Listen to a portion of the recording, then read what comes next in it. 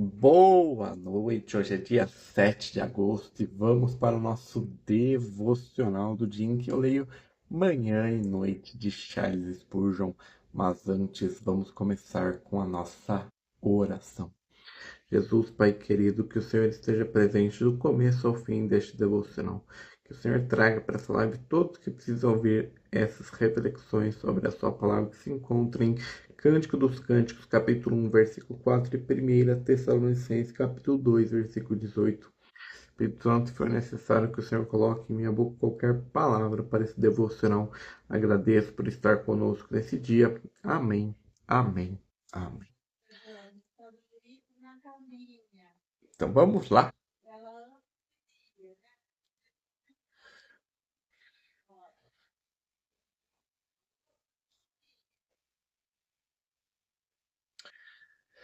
Então vamos lá, começando lendo a introdução da Bíblia Spurgeon para o livro Cantares de Salomão. Circunstância da escrita. Este é o cântico dos cânticos, isto é, o mais excelente de todos os cânticos, e é de Salomão, escrito na sua mocidade, quando o coração ainda estava inteiro.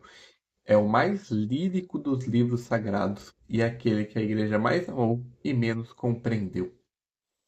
É um diálogo entre o esposo e a esposa, com o coro das filhas de Jerusalém, num cenário de vinhas, jardins, especiarias e montes. Há nele franqueza sobre o amor conjugal, que faz coroar os fingidos e os puros recebem com reverência, porque foi Deus quem instituiu o casamento antes de haver pecado no mundo. Alguns quiseram tirá-lo do cânone por causa de sua linguagem. Deus o guardou e a igreja o cantou por milênios. Quem lê este livro com o olho impuro erra a leitura. Quem o lê com olhos lavados ouve o esposo celeste falando com sua esposa comprada por sangue.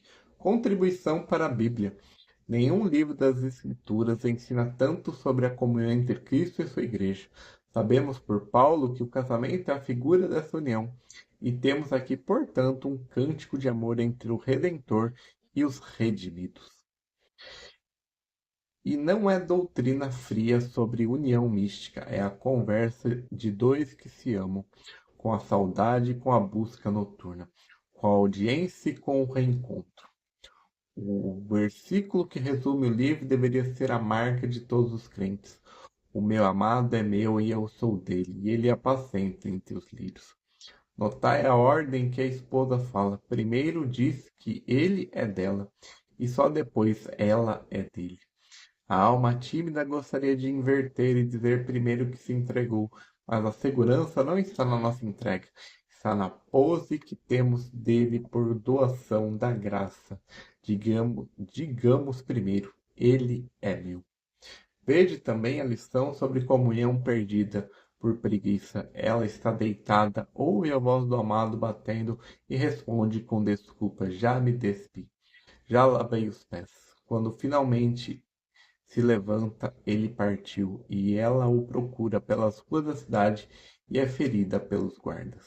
Cristo não deixa de amar a sua igreja, mas retira a sensação da sua presença quando tratamos com indolência. A comunhão é dele por direito. A doçura da comunhão pode ser perdida pelo nosso descuido. E ouviu a mais alta declaração do livro. Porque o amor é forte como a morte, o ciúme é cruel como a sepultura, as suas brasas são brasas de fogo como as veementes labaredas. O amor de Cristo é forte como a morte, e provou-me morrendo. As águas do juízo não o afogaram, e nenhuma quantidade de riqueza o compraria. Aquele amor não se explica, adora-se. Estrutura, capítulo 1 e 2, o começo do amor. A esposa se declara morena e desejável, confessa que descuidou da própria vinha e pede que o amado leve consigo. Ela a chama mais formosa entre as mulheres e ela o chama macieira entre as árvores do bosque. Aqui está aquele convite para o inverno passe e as flores apareçam. Capítulo 3, a busca noturna. Ela o procura pela cidade e não acha, até os guardas passam e ela o encontra e não o solta. Toda alma que já perdeu a doçura da comunhão conhece este capítulo por experiência. Capítulo 4 e 5, o elogio e a segunda ausência. Ele descreve a beleza desta parte e declara a toda formosa, sem mancha. Depois vem a cena da porta, a demora, desaparecimento e a busca dolorosa. Capítulos 6 e 7, o reencontro e o louvor mútuo. Ele diz que ela é a única entre as milhares e ela declara que seu amado é dela e que o desejo dele é para com ela. Palavras que consolam muito que muitos sermões. Capítulo 8, o selo e o fogo. Pedido a ser posto como selo sobre o coração, a declaração sobre a força do coração e o fim como esposa chamando o amado para que se apresse. E a igreja termina o seu cântico como termina o Apocalipse, pedindo que ele venha. Spurgeon, Cantares de Salomão. Preguei deste livro mais vezes que em qualquer outro do Antigo Testamento, e não me arrependo, embora alguns me tenham censurado por isso. Diziam que era assunto delicado para uma congregação numerosa. Respondi que o Espírito Santo não teve escrúpulos de inseri-lo e que não serei eu mais puro que ele.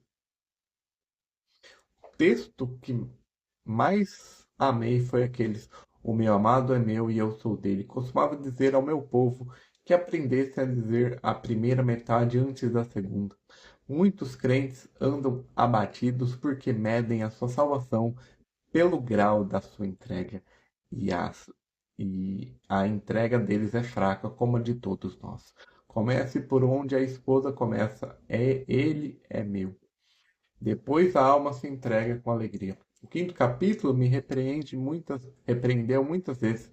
Já fui aquela esposa indolente com a alma deidada e as desculpas prontas, ouvindo o meu senhor bater e não me levantando, e paguei o preço. Dias de púlpitos secos, orações sem asas, feridos pelos guardas da cidade. Crente, não trateis com descaso a voz que bate. E os meus últimos anos, com o corpo gasto, tem sido esse livro o meu conforto mais doce. Não me sustenta agora a controvérsia, nem a estatística da congregação, nem os sermões impressos. Sustenta-me saber que o amor do meu Senhor é forte como a morte, e que muitas águas não podem apagar. Quando eu já não pude pregar, ainda poderei dizer: eu sou do meu amado, e meu amado é meu. Cristo não é apenas algo belo, ele é totalmente desejável. Cada detalhe dele atrai a alma redimida. E essa é a introdução da Bíblia Spurgeon para o livro Cantares de Salomão, ou Cântico dos Cânticos. Não é sem razão que te amam. Cântico dos Cânticos, capítulo 1, versículo 4. Os cristãos amam Jesus com uma afeição mais profunda do que ousam dar a qualquer outro ser. Eles preferiam perder pai e mãe a se separarem de Cristo. Não se agarre firmemente ao conforto terreno, mas carregam seu Senhor bem preso ao seu coração. Negam-se voluntariamente por amor a Ele, mas não são levados a negá-lo. Apenas o amor insuficiente pode ser extinto pelo fogo da perseguição. O amor do verdadeiro cristão é um córrego mais profundo que este. Homens trabalham para separar os fiéis de seu mestre. Porém, através dos séculos, seus esforços foram inúteis. Nem coroas de honra, nem olhares de ira desatariam este nó górdico. Do editor, veja a nota do editor.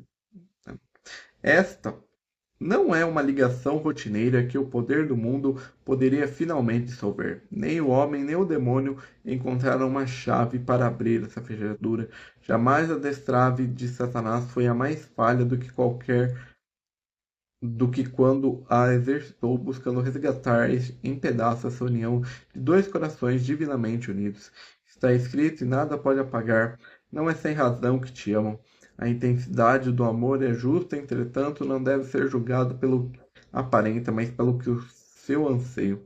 Nosso lamento diário é que não conseguimos amar o suficiente, que nosso coração seja capaz de reter mais e ir além. Como Samuel Rutherford suspiramos e clamamos, ó, se todos amor pudessem recorrer à terra e chegassem até o céu, sim, o céu dos céus e 10.000 mundos, eu lançaria sobre o belo, único e belo Cristo. Ai de nós, por mais longe de que possamos chegar, isso não passa de um palmo de amor, e nossa afeição não passa de uma gota em um balde comprado com seus desertos. Meçamos o nosso amor por nossa intenção, e certamente será elevado. E assim cremos que o nosso Senhor o julgará. Ó, que possamos entregar todo o amor de nosso coração àquele que é totalmente amável. E esse é o devocional da manhã. Agora vamos ler a introdução da Bíblia Spurgeon para a primeira carta do apóstolo Paulo aos Tessalonicenses.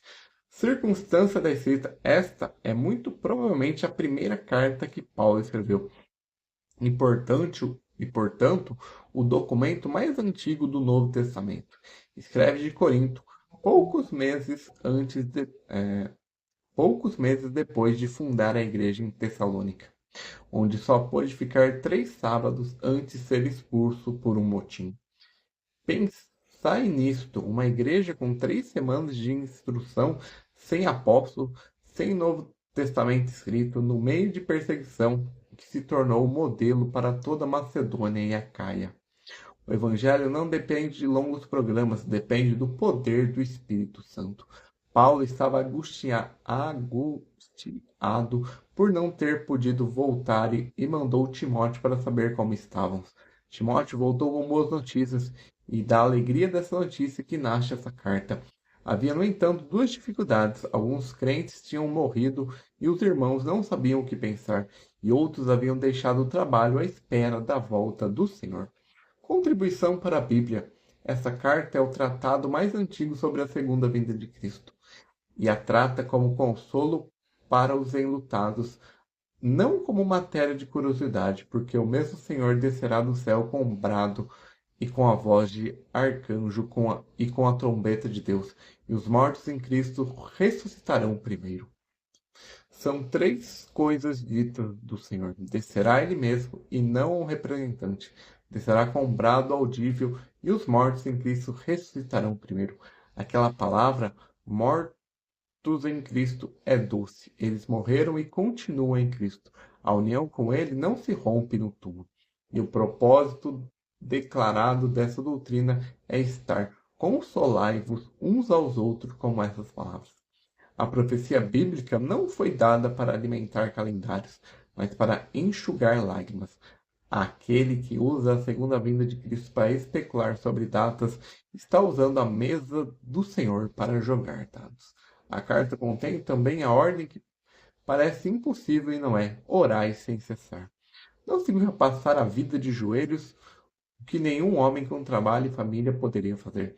Significa viver com a alma sempre voltada para o céu, com uma casa que tem sempre um fio de fumaça saindo da chaminé, sinal de que o fogo não se apagou.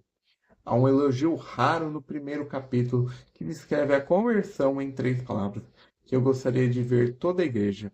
Eles se converteram dos ídolos a Deus para servir ao Deus vivo e verdadeiro e para esperar dos céus o seu Filho. Voltar-se, servir e esperar. Toda a vida cristã está nesses 3 verbos. Estrutura, capítulo 1. O elogio, a obra de fé, o trabalho de amor e a paciência de esperança. O evangelho que chegou não só em palavras, mas em poder, e a fama da fé deles espalhando por toda parte. Capítulo 2.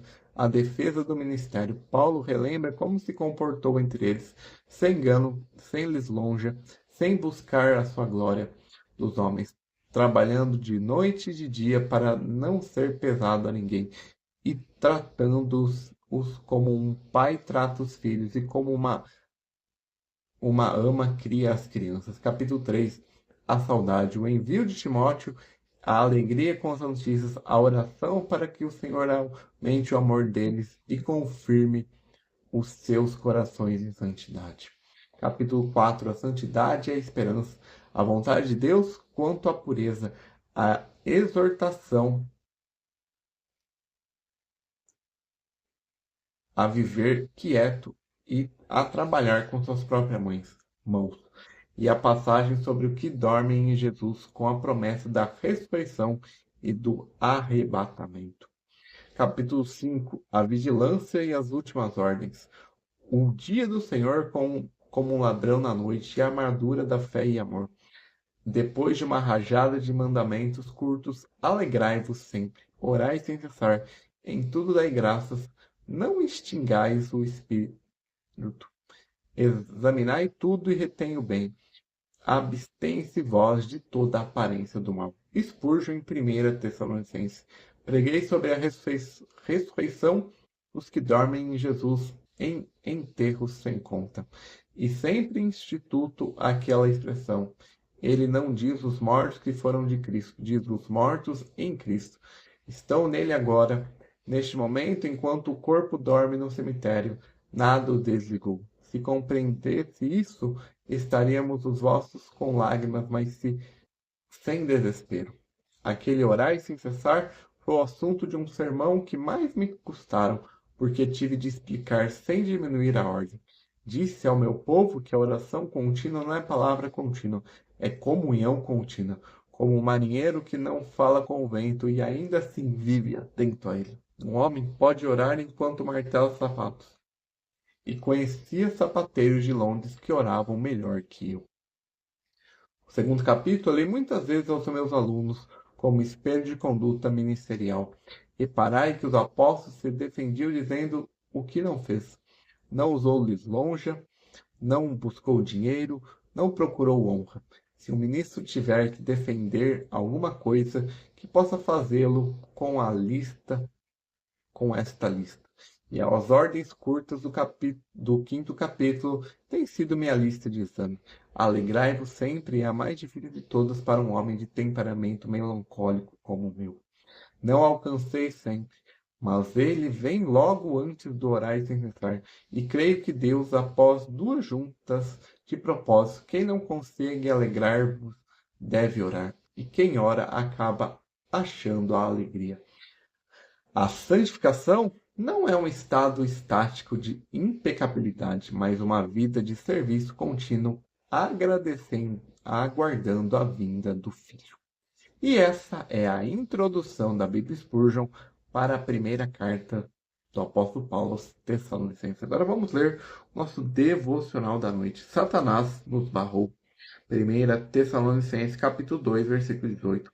Desde a primeira hora que a bondade entrou em conflito com o mal, nunca deixou de ser verdade na esfera espiritual o fato que Satanás nos